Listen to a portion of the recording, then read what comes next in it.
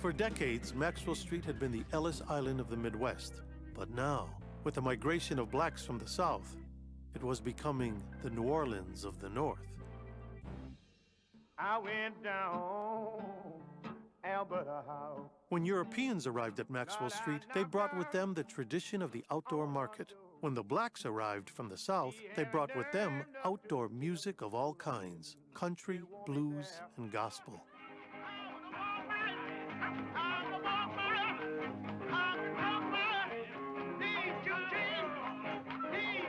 Playing for whatever tips people would leave in their cups, bluesmen came to Maxwell Street and lined the streets just to play in front of an audience. Most all of you musicians, when they first come to Chicago, they would come down here and play on a Sunday because this was the place where the owners would be out hunting artists for their place. So you come down here and work on a Sunday, you always would get gigs from it. In Jewtown here, they had musicians that were different type musicians from the later type. They had guys who played tubs for a bass, at a tub with a broom handle and a rope. And another guy, he'd be blowing a jug for a bass, like a big brown jug. Then you had some guys playing banjos and violins and mandolins. And then we had the washboard players. The music played on Maxwell Street was so distinct, it became known as the Maxwell Street School of Blues. These were the songs of urban bluesmen that had hoboed around the country and had come up hard. Now, I'm gonna tell you how the blues was born. We come up the hard way. We was a slave here for 400 years. We come up the hard way. And a blues is the way you feel. I have sung the blues and shed tears. Because you feel sorry for yourself and you're being mistreated. And the black man, that's why the blues come from him. He sung as he felt. He had a hard time. And he could go back and dig up the blues. Why? Because he lived it. He lived it. Born Johnny Watson, Daddy Stovepipe was a regular at Maxwell Street. A veteran of the old medicine shows in the 20s, Stovepipe was one of the first blues harp players ever to record. He later played with his wife, Mississippi Sarah. Once in a while, the cops would clamp down on blues, but they couldn't clamp down on gospel, so the Daddy Stovepipe would become the Reverend, I think I just remembered his name, Reverend Johnny Watson, and he would conduct church services. But he said that there had been a very lively blues scene here as far back as he could remember, and he had been here since World War I. He felt it had preceded World War I by maybe 20 years or something. So people who think the blues suddenly happened in 1910 or 1920, I think are very wrong about that. By the 30s, the blues at Maxwell Street was approaching its golden era. The streets were a training ground for young musicians, as well as the place to get discovered. Maxwell Street was the center for blues talent anywhere. There's so many musicians that used to make a living down here playing on the streets. You know what I mean? They was making more money down here, collecting, putting the hat down and putting it in there. You had to wash the hat and have somebody to watch it with you, so nobody would come along and grab it and run away with it. And everybody, a lot of musicians made their life down here. You know what I mean? In the 40s and 50s, huge crowds infiltrated the area, and musicians lined up on both sides of the street. Maxwell Street is the backbone of a lot of music that you hear because people learn on Maxwell Street. They went to school, they schooled themselves. I was there. But I came to this college because I liked that some of the professors was in this college, which was Howlin' Wolf, Little Walter, Muddy Waters, Sonny Boy, Jimmy Rogers Jr. I could run out of tape with you if you want me to, you know. With the leaves run across the highway,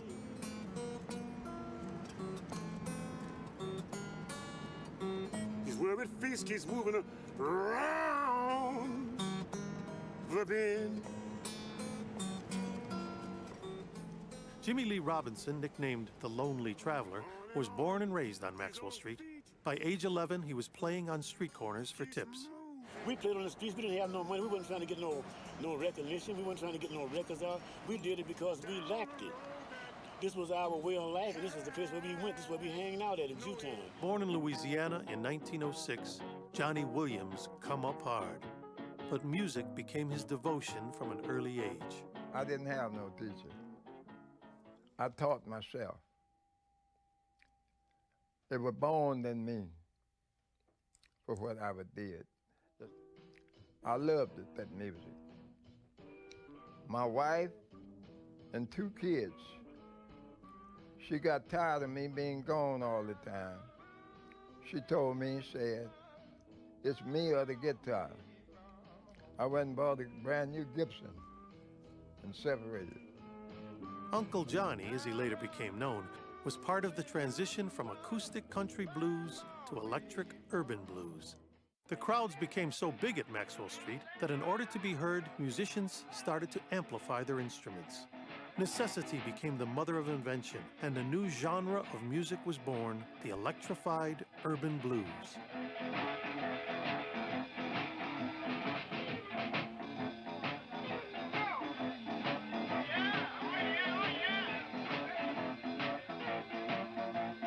Robert Nighthawk and his band typified the early electric sound on Maxwell Street. Yeah, this is a place where guys who came to town, if somebody would hip them to it, they could come down here and set up somewhere. Maybe give somebody 50 cents to plug in their amp if they had an amp. Of course, in the early days, probably the music wasn't amplified till maybe the late 30s. The late 30s, they'd go buy a radio and have a guy fix it up so they could play through the radio. Me and Earl Hooker, we came down here on Maxwell Street, and then right over there where the stands over there across in front of the restaurant, used to be an upstairs building over there.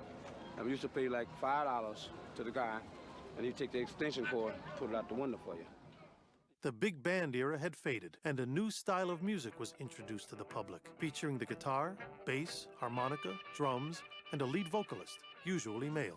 The blues became so hot around Maxwell Street that local Jewish entrepreneurs, who knew nothing of the music, partnered with black artists to record and sell this new phenomenon. Maxwell Street saw the birth of its own record label, Ornell Records, a makeshift recording studio named after the girlfriend of Otham Brown, Little Walter's guitarist. Ornell turned out some of the earliest Maxwell Street blues recordings and helped launch the careers of some of our greatest blues giants. Ornell was owned by Bernard Abrams, who was born on Maxwell Street. Abrams was a tough Jewish businessman with one eye, a product of the streets. He had amassed an entire square block of stores and residential buildings and was the man everyone in the neighborhood went to when they had a problem. Ornell operated right in the Maxwell Radio, TV, and Record Mart, where radios, TVs, and other appliances were sold and repaired. Inside, there was a small booth with green Army-issued recording gear, where musicians could play into a microphone and record their demo discs. Muddy Waters, Little Walter, and other Maxwell Street artists recorded there. In fact, this is where Muddy Waters claims he played on Maxwell Street, busking, right here on the sidewalk outside of Ornell. Despite the many recordings made in his shop, Abrams' label only released 5 songs, according to his daughter Fern. All of the original Ornell recordings were destroyed when the store burned down in a fire.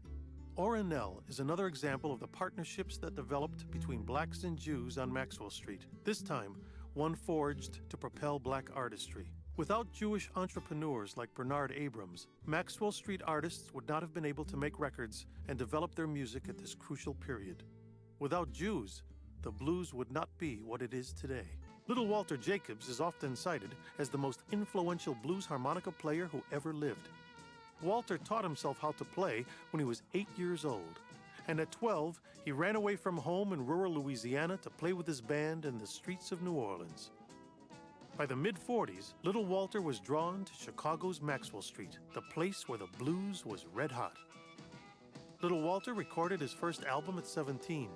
He was a renegade, a wanderer, a completely self-made artist, and he continued to play at Maxwell Street even after he was famous. The street money was just too good to pass up.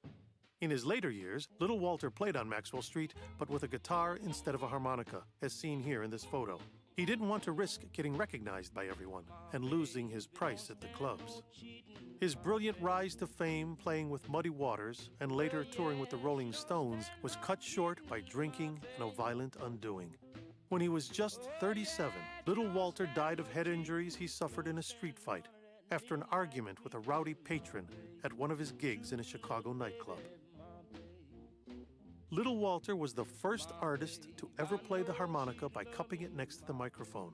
He was also the first to use amplified distortion, the same thing Jimi Hendrix mastered on the guitar years later. While blues legend Muddy Waters enjoyed the Maxwell Street scene, playing there for money wasn't for him. Muddy claimed that he only played on the street to promote his records, a practice called busking, and often prohibited his band members from performing on Maxwell Street. Muddy Waters, he wouldn't play down here because he said that, he was too proud to do the thing, I said, well, you be proud, but not me. I just come down here and play and buy things that I needed to have, because union scales were about $12.50. And said, I'm knocking down so much it was pathetic, Sometimes we come down here and make $400 and $500 together, me and Walter and Jimmy Rogers and people like that, But Muddy, he wouldn't do it, so it was great to me. Though many blues recording stars, like Muddy, have tried to disassociate themselves with the market because they wanted to be viewed as legitimate recording artists and not street performers. In fact, Muddy's estate claims he never played there. I'm gonna have all you women. The truth is that Maxwell Street was the place to get discovered and make a steady income, and no blues artist would pass up that kind of money. Muddy Waters and Wolf and them came here around the late 40s, almost into the 50s. Junior Wells and all of them, Wolf. But Little Walter was here already here in the 40s, the early 40s. Little Walter was here. Moody Jones was here. Floyd Jones was here. These were the main guys I'm talking about that played in Jewtown. They were the main Jewtown boys. The music of these streets influenced an entire generation of rock groups, from the Rolling Stones to Cream to Led Zeppelin, who reworked the Willie Dixon song You Need Love, sung by Muddy, into their hit song Whole Lotta Love. You'd have songwriters, guys got pads, walking up and down that street and see them writing. Stealing people's songs. Yeah. Musicians would come from all the world just to come down on Sunday to hear the blues. Oftentimes, artists would play at a local club on a Saturday night until dawn, then walk over to Maxwell Street as the sun was rising and perform there all day. People would dance and be kicking up the dust, and people would be, some would be drunk from the night before, and these would be gamblers and hookers and real nightlife, hardcore partying type people. So from that Sunday playing on the streets of Maxwell Street, you might have a gig that night, and then the next morning have that Blue Monday breakfast show somewhere where you could actually get something to eat too. Scrambled eggs and bacon and a little bourbon. Maybe bourbon on your cornflakes. Even though the music of Maxwell Street greatly influenced and accelerated the growth of rock and roll, it remained the home of the original urban blues, even to the very end.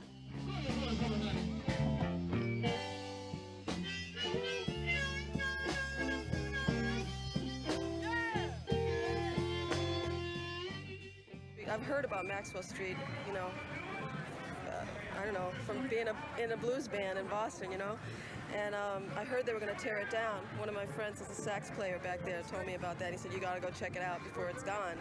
So I came down, and I was pleasantly surprised to hear some really great music. I mean, I've been all over the city looking for real true, the real thing, blues.